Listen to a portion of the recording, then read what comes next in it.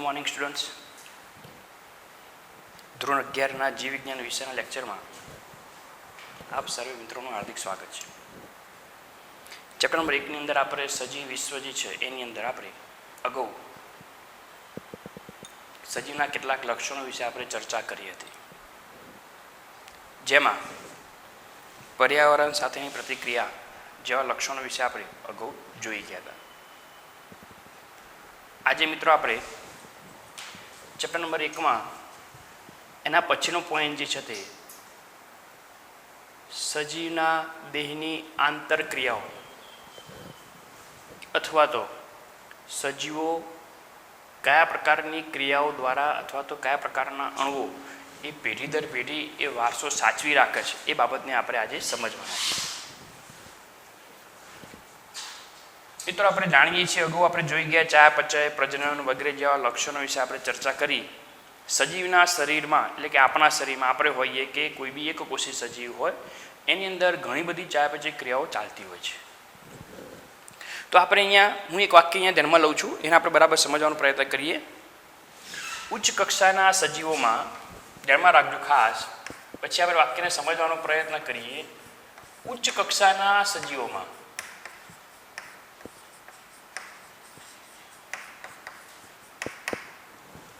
ઉચ્ચ કક્ષાનો સજીવ આપણે પણ આવી ગયા, જેમાં પેશી હોય, અંગ હોય તેવા ઉચ્ચ કક્ષાના સજીવની હાલ આપણે અહીંયા ચર્ચા કરીએ છીએ. ઉચ્ચ કક્ષાના સજીવોમાં જીવનની કેટલીક વિલક્ષણ ક્રિયાઓ અથવા તો વિલક્ષણ ઘટનાઓ, વિલક્ષણ એટલે વિવિધ પ્રકારની ક્રિયાઓ ઉચ્ચ કક્ષાના સજીવોમાં તો ઉચ્ચ કક્ષાના વર્ગમાં જે સજીવોનો સમાવેશ થાય તે સજીવોના જીવનની કેટલીક વિલક્ષણ ઘટનાઓ જે છે એ તેમના દેહમાં થતી, દેહમાં એટલે કે શરીરમાં દેહમાં થતી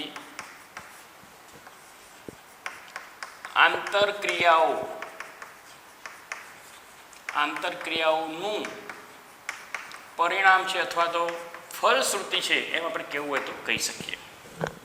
બરાબર ધ્યાનમાં રાખજો. ઉચ્ચ કક્ષાના સજીવોમાં જીવનની વિલક્ષણ ઘટનાઓ, વિલક્ષણ ઘટનાઓ એટલે કેવી ઘટનાઓ?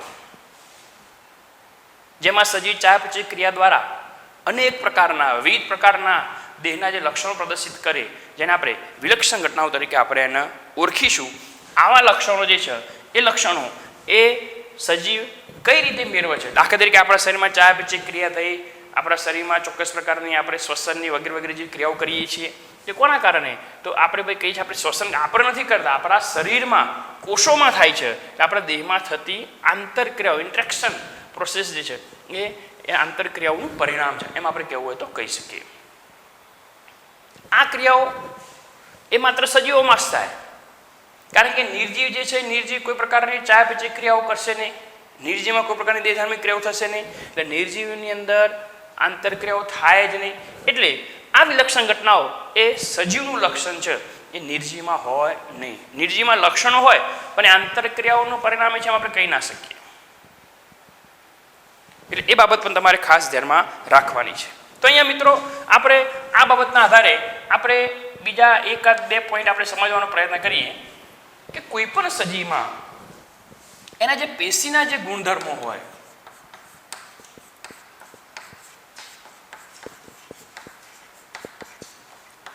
કોઈ પણ સજીવમાં પેશીના ગુણધર્મો અને કોઈ પણ સજીવમાં બીજો એક પ્રશ્ન આપણે લેવા જઈએ, કોષીય અંગિકાઓના ગુણધર્મો. ધ્યાનમાં રાખજો ખાસ, કોષીય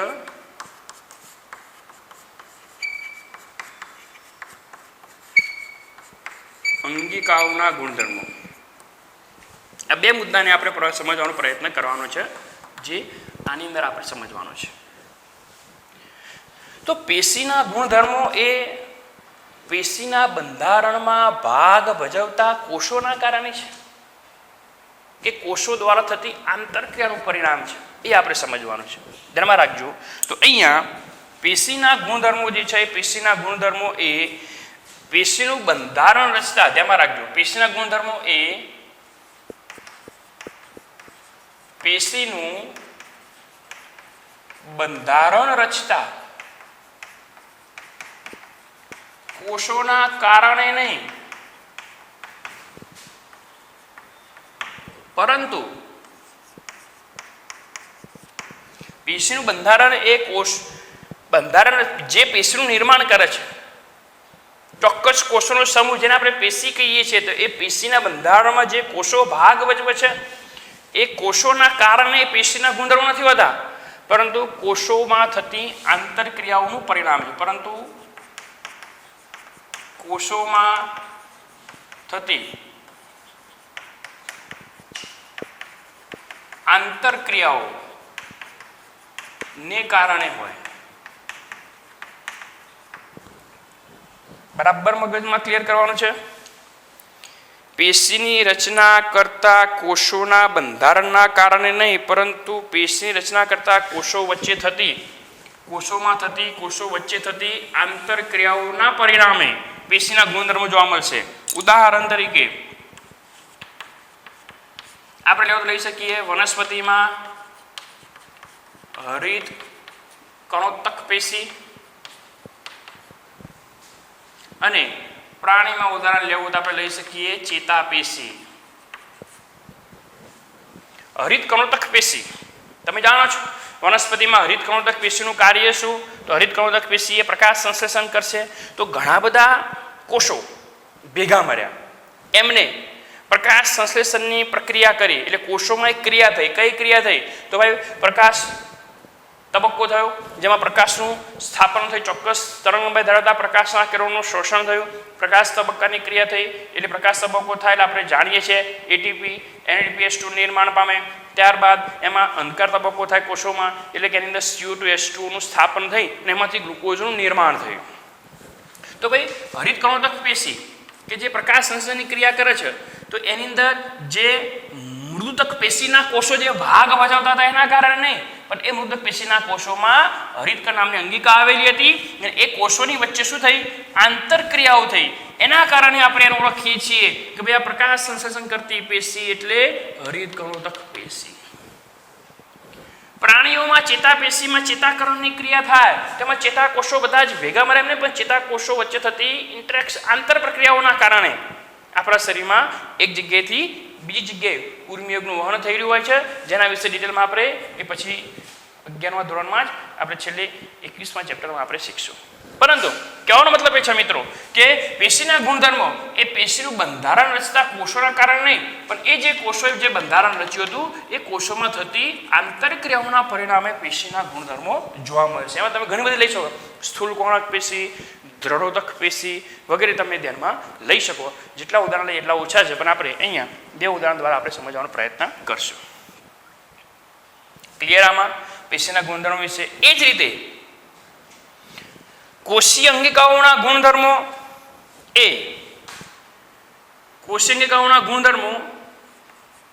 તેના બંધારણમાં, કોના અંગિકાના બંધારણમાં, તેના બંધારણમાં અંગિકાઓના બંધારણમાં ભાગ ભજવતા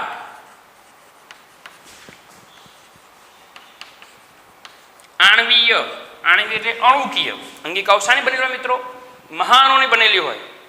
તો અંગિકાઓના ગુણધર્મો જે છે, કોષની અંદર વિવિધ અંગિકાઓ આવેલી છે. તમે જાણો છો કોષની અંદર કણાભસૂત્ર હોય, વનસ્પતિ પેશી લે તો હરિતકણ હોય, લાઇસોઝોમ છે, રિબોઝોમ્સ છે, ગોલ્ગી કાય છે, કોષ કેન્દ્ર પટલ છે વગેરે વગેરે જે અંગિકાઓ જે છે એની અંદર કોઈ ને કોઈ રાસાયણિક પદાર્થ મહાઅણુ ભાગ ભજવતો હોય તો એ અંગિકાઓનો ગુણધર્મ, દાખલા તરીકે ફોર એક્ઝામ્પલ તરીકે આપણે અંગિકાની આપણે વાત કરીએ કે ફોર એક્ઝામ્પલ તરીકે આપણે ઉદાહરણ તરીકે લઈએ કે કણાભસૂત્ર અથવા તો હરિતકણ. તો હરિતકણ કણાભસૂત્ર શાનું બનેલું છે? એ આણ્વીય બંધારણના લીધે નહીં, એટલે તેના બંધારણમાં ભાગ ભજવતા આણ્વીય અણુઓને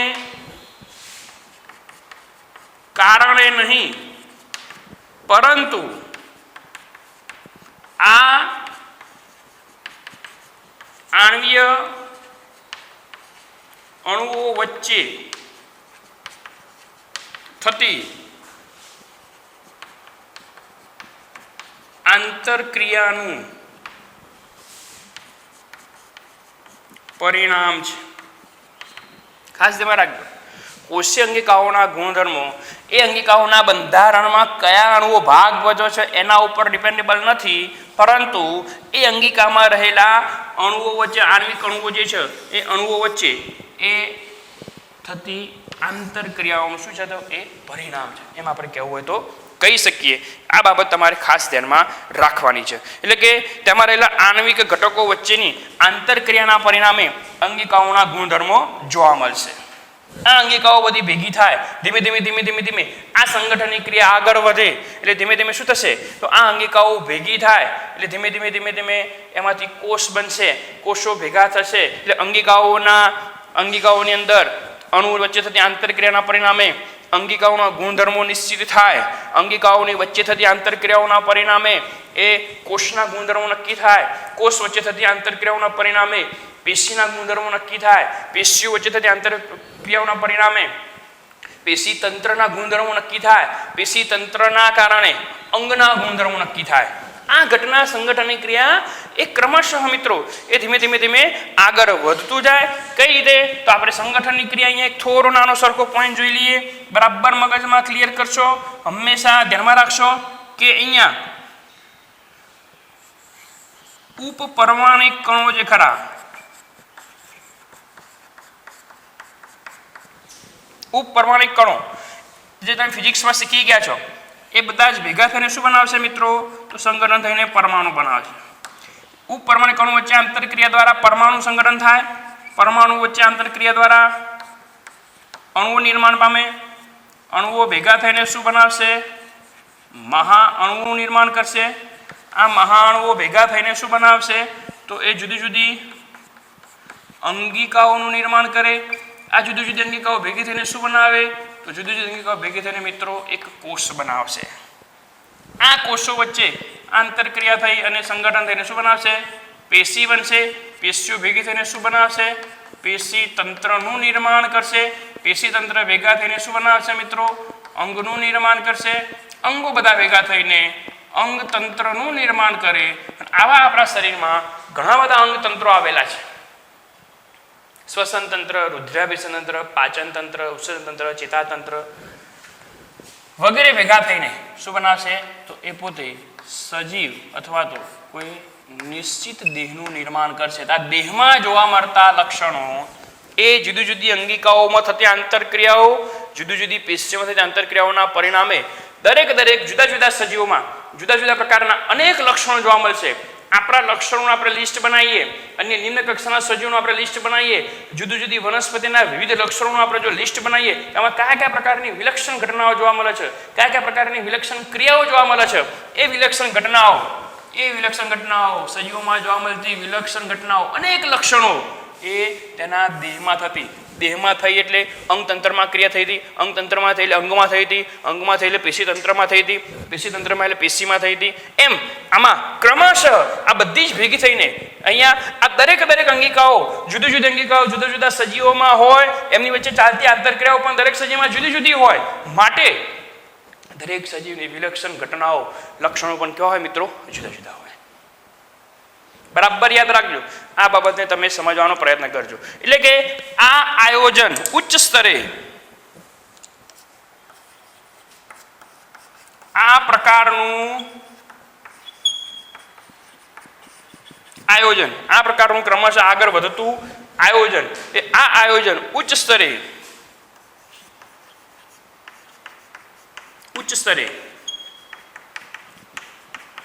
આંતરક્રિયાઓને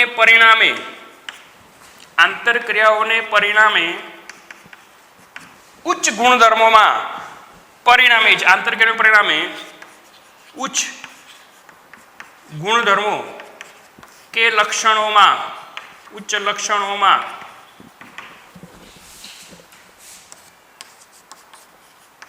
પરિણામે છે.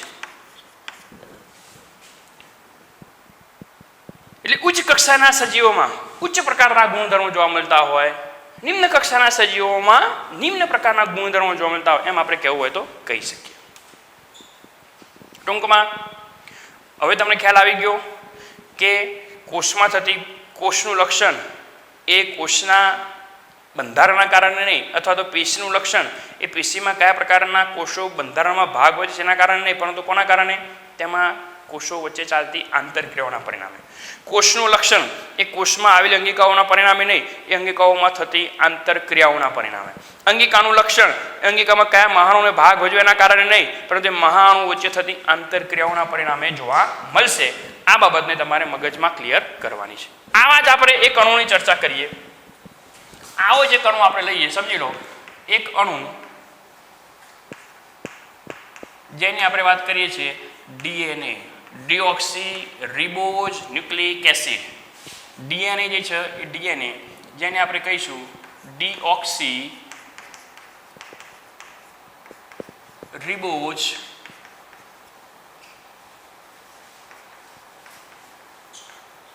Nucleic acid. Deoxy ribose nucleic acid. મિત્રો આ ડીએનએ જે છે ડીએનએ ક્યાં હોય? તો ડીએનએ એ આપણા રંગસૂત્રો ઉપર આવેલા હોય. આ ડીએનએ જે છે ડીએનએ ને આપણે આપણું આનુવંશિક દ્રવ્ય તરીકે આપણે એને ઓળખીએ છીએ. આ ડીએનએ નો અણુ એ શું છે? એક પ્રકારનો આનુવંશિક અણુ છે.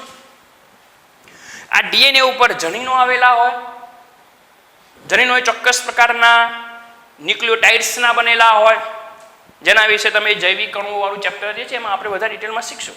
તમે થોડું ઘણું ડીએનએ વિશે જાણતા છો. તો કોઈ પણ પિતૃ હોય એ પિતૃમાંથી સંતતિમાં જે લક્ષણો ઉતરી આવે પિતૃમાંથી સંતતિમાં કયા કોષો દ્વારા લક્ષણો ઉતરી આવશે? કોના દ્વારા? દાખલા તરીકે નર પ્રજનન કોષની આપણે વાત કરીએ તો શુક્રકોષ દ્વારા, માદા પ્રજનન કોષની આપણે વાત કરીએ તો અંડકોષ દ્વારા. પિતૃમાં 46 રંગસૂત્રો હોય, આમાં 23 અને આમાં 23 યુગ્મનજ બનશે. એમાંથી નવી સંતતિનું નિર્માણ થશે. એટલે સંતતિમાં કેટલા રંગસૂત્રો? 46. આ રંગસૂત્રો ઉપર શું રહેલું હતું? ડીએનએ. જે પિતૃમાં હતું એ પિતૃ દ્વારા આપણને સંતતિમાં મળ્યું. એ સંતતિ ફરતી પાછી વૃદ્ધિ પામશે, વિકાસ પામશે, પણ એની અંદર વૃદ્ધિ વિકાસ માટે જવાબદાર જેટલી પણ ક્રિયાઓ થાય છે એ ડીએનએ પર રહેલા જનીનોના પરિણામે થાય છે.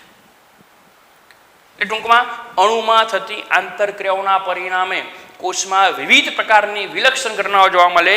અને આ વિલક્ષણ ઘટનાઓ એ ધીમે ધીમે એ સજીવમાં ચોક્કસ પ્રકારના લક્ષણોના કારણે એ સજીવ અન્ય સજીવથી અલગ પડતો હોય છે, જેને આપણે ભિન્નતા તરીકે આપણે ઓળખીએ છીએ. પરંતુ અહીંયા પિતૃ જે છે પિતૃ દ્વારા ચોક્કસ પ્રકારના લક્ષણો એ વારસામાં ઉતરી આવવાની ઘટના, જેને આનુવંશિકતા કહેવાય. આનુવંશિકતા માટે જવાબદાર આપણા શરીરમાં એક દ્રવ્ય છે જેને આપણે કહીએ છીએ ડીએનએ. કેટલાક સજીવોમાં આરએનએ પણ હોય, પણ આ ડીએનએ જે છે એ ડીએનએ દ્વારા એક પેઢીમાંથી બીજી પેઢીમાં એ વારસો સચવાઈ રહે છે. માટે સજીવમાં વારસો સાચવવાની પણ ક્ષમતા હોવી જોઈએ. પૃથ્વી ઉપર એક પણ સજીવ એવો નથી કે જેની અંદર ન્યુક્લિક એસિડ ના હોય. ન્યુક્લિક એસિડ બે પ્રકારના, એક ડીએનએ અને બીજું આરએનએ.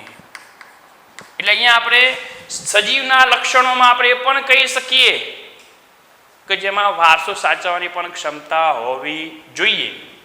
અને એ વારસો સાચવવાની ક્ષમતા એ કોષમાં થતી આંતરક્રિયાઓના પરિણામે જોવા મળતી હોય છે. હવે આ રીતે જ્યારે એક પેઢીમાંથી બીજી પેઢીમાં લક્ષણો વારસામાં ઉતરી આવે તો તમે બધા જાણો છો અહીંયા અર્ધીકરણની ક્રિયા થાય એટલે જનીનોમાં અદલાબદલી થશે, લક્ષણો બદલાશે. આ પ્રકારની ક્રિયા એ દરેક સજીવમાં થતી હોય. પરંતુ તમે તમારી આસપાસ જ્યારે નજર નાખો છો ત્યારે તમારી આસપાસ ઘણા બધા પ્રકારના જુદા જુદા પ્રકારના સજીવો તમે જુઓ છો, જેને આપણે જૈવ વિવિધતાનો પોઈન્ટ આપણે એના પછી લઈએ છીએ. પરંતુ આપણે એક બીજો નવો પોઈન્ટ આપણે શીખવાનો છે જેનું નામ છે ભિન્નતા. બરાબર ખાસ ધ્યાન રાખજો, ભિન્નતા. કોષમાં થતી જે પ્રક્રિયાઓ જે છે એ કોષમાં થતી પ્રક્રિયાઓના પરિણામે કોષમાં થતી આંતરક્રિયાઓના પરિણામે, પરંતુ આંતરક્રિયાઓ દરેક સજીવમાં જુદી જુદી હોય.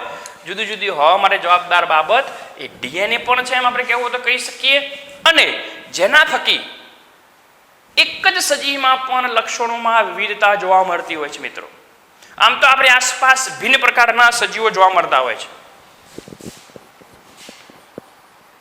આપણી આસપાસ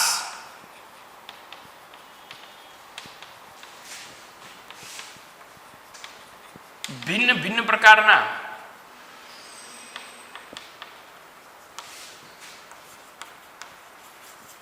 સજીવો જોવા મળે છે.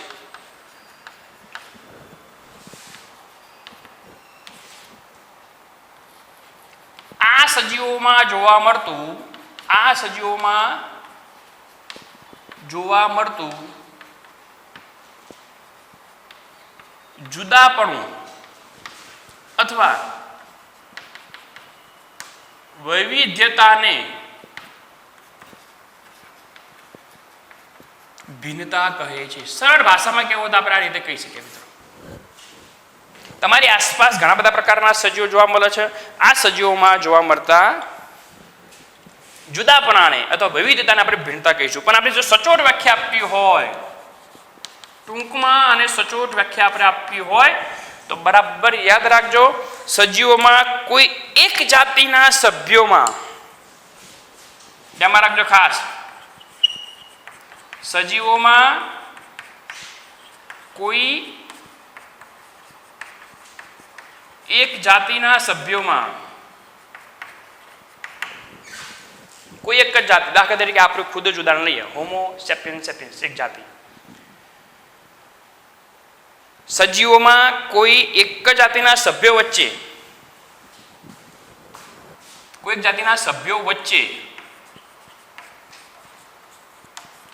લક્ષણોમાં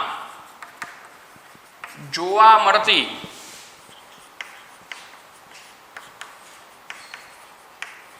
વિવિધતાને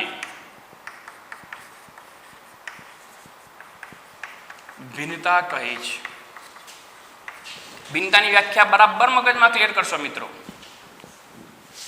આપણાથી હાથી, જીરાફ, સિંહ, વાઘ વગેરે સજીવો જુદા તો છે જ, પણ એ તો ભિન્ન છે જ, પણ એને જૈવ વિવિધતા કહેવાય.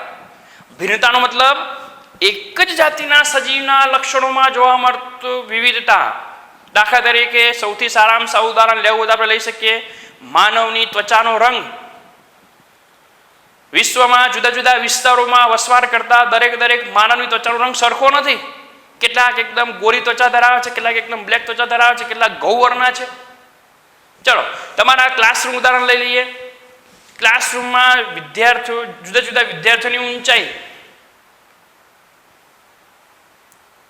દરેક વિદ્યાર્થીની ઊંચાઈ કેવી જુદી જુદી. આ પણ એક લક્ષણ થયું, ઊંચાઈ એક લક્ષણ થયું, ત્વચાનો રંગ એક લક્ષણ થયું. એટલે સજીવોમાં કોઈ એક જ જાતિના જુદી જુદી જાતિના સભ્યો વચ્ચે લક્ષણો જોવા મળતી વિવિધતાને આપણે જૈવ વિવિધતા તરીકે ઓળખીશું. પરંતુ એક જ જાતિના સભ્યો વચ્ચે જો લક્ષણોમાં જોવા મળતી વિવિધતા હોય તેને આપણે ભિન્નતા તરીકે ઓળખીશું. જેને આપણે ઉદાહરણ તરીકે લેવું હોય તો લઈ શકીએ. ઉદાહરણ તરીકે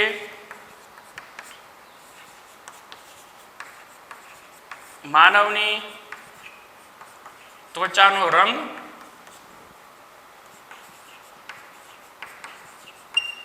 વિદ્યાર્થીઓની જુદી જુદી ઊંચાઈ, એમાં આપણે ઉદાહરણમાં લેવું હોય તો લઈ શકીએ. વિદ્યાર્થીઓ માનવની, અને આપણે ક્લાસનું ઉદાહરણ લીધું માટે મેં અહીંયા વિદ્યાર્થી શબ્દ વાપરેલો છે. તો મિત્રો આવી ભિન્નતા સર્જાતી હોય તો કોઈ પણ સજીવમાં ભિન્નતા સર્જાય છે. શા માટે સર્જાય? તો એ સજીવને પર્યાવરણ સાથે અનુકૂળતા સાધવા માટે. ધ્યાનમાં રાખજો, કોઈ પણ સજીવ હોય એ સજીવ પ્રકૃતિનો મહત્તમ ઉપયોગ કરી શકે, પ્રકૃતિ સાથે સારામાં સારી અનુકૂળતા સાધી શકે માટે એ ભિન્નતા એને મદદરૂપ થતી હોય. પરંતુ એક બાબત યાદ રાખવાની છે, દરેક ભિન્નતા એ પ્રકૃતિ સાથે અનુકૂળતા સાધવા મદદરૂપ થાય જ તે જરૂરી નથી. પરંતુ મોટા ભાગની ભિન્નતાઓ એ પ્રકૃતિ સાથે અનુકૂળતા સાધવામાં આપણને મદદરૂપ થતી હોય છે. જેનું સૌથી સારાંશ ઉદાહરણ આપણે બીજું લેવું તો લઈ શકીએ હોમો ઇરેક્ટસ, આદિમાનવ. આદિમાનવ આપણે જાણીએ છીએ કે આપણા પૂર્વજો પહેલા વૃક્ષો ઉપર રહેતા હતા. એમના શરીર ઉપર રૂંવાટીનું પ્રમાણ વધારે હતું, પૂંછડી હતી, હડપચી નહોતી, રાક્ષીદાંત લાંબા હતા વગેરે વગેરે. તમને લક્ષણો ખ્યાલ છે. પરંતુ જ્યારથી એ માનવ વૃક્ષ ઉપરથી નીચે રહેવા માટે એ કોઈ કારણસર મજબૂત બન્યો અથવા મજબૂર થયો, આપણે ઉદ્દીપકા સ્વરૂપ ચેપ્ટર 12માં ધોરણમાં આવશે ત્યારે શીખશું. તો તો એ સમયે જ્યારે એ વૃક્ષ ઉપરથી જ્યારે નીચે રહેવા લાગ્યો તો જ્યારે વૃક્ષ ઉપર રહેતો હતો ત્યારે એને બેલેન્સ કરવા માટે વૃક્ષની ડાળીઓ ઉપર અને એની ઉપર બેલેન્સ કરવા માટે એને પૂંછની જરૂર હતી. જ્યારે એ 4 પગ દ્વારા ચાલતો હતો ત્યારે એ 2 પગવાળું એને ચલનપાદ શરૂ કર્યું. ત્યાર પછી એને પગ ઉપર એ બેલેન્સ કરતા થયા. ત્યારથી પછી ધીમે ધીમે પૂંછની જરૂર પડી નહીં. તો પહેલાનો માનવ જુઓ, હાલનો માનવ જુઓ. હાલના માનવને પૂંછડી નથી, કારણ કે હાલ આપણે વૃક્ષ ઉપર રહેતા નથી. તો આ એક પ્રકારની ભિન્નતા સર્જાઈ, જે હાલના પર્યાવરણમાં વસવાટ કરવા માટે, હાલના પર્યાવરણ સાથે અનુકૂળતા સાધવા માટે આપણા માટે એ સારું લક્ષણ છે. આ રીતે આ તો આપણે એક માનવનું ઉદાહરણ લીધું. આપણે માનવ છે સરળતાથી સમજણ પડે એટલા માટે આ રીતે અઢળક વનસ્પતિઓમાં, અન્ય સૂક્ષ્મ સજીવોમાં, ઘણા બધા પ્રકારના સજીવોમાં આ પ્રકાર શું સર્જાય છે મિત્રો? તો એ ભિન્નતા સર્જાતી હોય. અને આ ભિન્નતાઓ એ પર્યાવરણના ઉપયોગ માટે એક કાર્યક્ષમ નીવડતી હોય. કાર્યક્ષમ નીવડે એટલે એની અનુકૂળ થતી હોય. તો એ સજીવ એ વસવાટમાં જીવન જીવવા માટે સફળ થઈ જાય, એ ટકી જાય, એ ટકે એટલે વૃદ્ધિ વિકાસ પામીને પોતાના જેવો નવો છે ઉત્પન્ન કરે. એટલે ટૂંકમાં એ પોતે પોતાનું જીવ સાતત્ય જાળવી રાખવામાં સક્ષમ બને. કેટલીક વખતે આવો લાંબો સમય પ્રોસેસ ચાલતી રહે. દાખલા તરીકે આપણા આદિમાનવો ટકી ગયા, એમનામાં ધીમે ધીમે ધીમે ધીમે ભિન્નતા કેળવાઈ અને આ ભિન્નતા એટલી હદે ફેરવાઈ જાય, એટલી હદે ભિન્નતા સર્જાઈ જાય કે તદ્દન કોઈ એક જાતિમાંથી નવી જ જાતિનું નિર્માણ થાય. દાખલા તરીકે આપણે ઉદાહરણ તરીકે લેવું હોય તો લઈ શકીએ હોમો ઇરેક્ટસ. હોમો ઇરેક્ટસ, હોમો એક પ્રજાતિ છે, ઇરેક્ટસ એક જાતિ છે. હોમો ઇરેક્ટસ માંથી શું બની ગયા? હોમો સેપિયન્સ. હોમો પ્રજાતિ છે મિત્રો. તો ઇરેક્ટસ જે છે, ઇરેક્ટસમાંથી શું બની ગયા? સેપિયન્સ. હજારો વર્ષના અંતે એ આખી જાતિમાં શું થઈ ગયો? બદલાવ થઈ ગયો. તો આ એ જાતિમાં આખું જાતિ ચેન્જ થઈ ગઈ, કારણ કે લક્ષણોમાં મોટા પાયે શું સર્જાય મિત્રો? તો એ ભિન્નતા સર્જાય. એટલે કાળક્રમે વૈવિધ્યતાની માત્રા એટલી હદે વધી જાય કે એક જાતિમાંથી તદ્દન નવી જ જાતિનું નિર્માણ થાય. અને જાતિ નિર્માણની ક્રિયા પણ તરીકે ઓળખવામાં આવે છે, સ્પીસીસ ફોર્મેશન તરીકે પણ ઓળખવામાં આવે છે. એના વિશે ડિટેલમાં આપણે 12મા ધોરણમાં ઇકોલોજીના ચેપ્ટરોમાં શીખશું. પરંતુ કોઈ પણ નવી જાતિના નિર્માણ માટે એની અંદર ભિન્નતા સર્જાવી જરૂરી છે, જેને આપણે વંટામાં ઉદ વિકાસ તરીકે, ઇવોલ્યુશન તરીકે પણ આપણે એને ઓળખીએ છીએ. આ ઇવોલ્યુશન જે છે એ ઇવોલ્યુશન એ જાતિની એ વસવાટમાં સફળતાપૂર્વક જીવન જીવવા માટે અનુકૂળ થતું હોય છે. કેટલીક વખતે એ અનુકૂળ ન પણ થતું હોય તો એ સહી રીતે આગળ ટકી શકતો નથી, તે જાતિનો નાશ પણ થઈ શકે. ટૂંકમાં આજના પોઈન્ટમાં, આજના લેક્ચરમાં આપણે સજીવના દેહમાં થતી આંતરક્રિયાઓ, આ આંતરક્રિયાઓના કારણે પેશીના ગુણધર્મો, કોશિકાના ગુણધર્મો કોના ઉપર ડિપેન્ડેબલ છે એ બાબતની આપણે ચર્ચા કરી. એટલે એ બરાબર પોઈન્ટ. આ 2 MCQ છે, એ બંને MCQ ખાસ ધ્યાનમાં રાખજો, ઉદાહરણ સહિત. આ પ્રકારનું આયોજન ક્રમશઃ જેમ જેમ આગળ વધતું જાય તેમ તેમ આંતરક્રિયાના પરિણામે સજીવમાં ઉચ્ચ કક્ષાની વિલક્ષણ ઘટનાઓ, એટલે કે ઉચ્ચ કક્ષાના ગુણધર્મો, લક્ષણોનું નિર્માણ થાય. અને એ લક્ષણો જે છે એ લક્ષણો એ દરેક સજીવ વાઇઝ કેવા હોય? જુદા જુદા હોય. આપણે એક અણુનું ઉદાહરણ લીધું, ડીએનએનું. ડીએનએ વિશે આપણે સમજ્યા કે ડીએનએ આનુવંશિક દ્રવ્ય છે જે આપણે સજીવની અંદર જ જોવા મળતું હોય. અને સજીવમાં એક બીજું પણ લક્ષણ આપણે કહી શકીએ કે એનામાં વારસો સાચવવાની ક્ષમતા પણ છે. પણ આ ડીએનએ એક પેઢીમાંથી બીજી પેઢીમાં ઉતરી આવે વારંવાર. અર્ધીકરણની ક્રિયા દ્વારા પ્રજનન કોષોનું નિર્માણ થાય, પ્રજનન કોષો ભેગા થઈને નવી સંતતિનું નિર્માણ કરે. ક્રમશઃ આ ક્રિયા આગળ વધતી જાય એટલે સજીવોમાં ભિન્નતા પણ સર્જાય. તો એ ભિન્નતાનો પણ પોઈન્ટ આપણે અહીંયા ધ્યાનમાં લીધો. તો આજના લેક્ચરમાં આપણે આટલા સુધી આપણે ધ્યાનમાં લઈએ છીએ. ત્યાર પછીનો પોઈન્ટ જે છે એ આપણે અગાઉના નેક્સ્ટ લેક્ચરમાં આપણે શીખશું. અસ્તુ.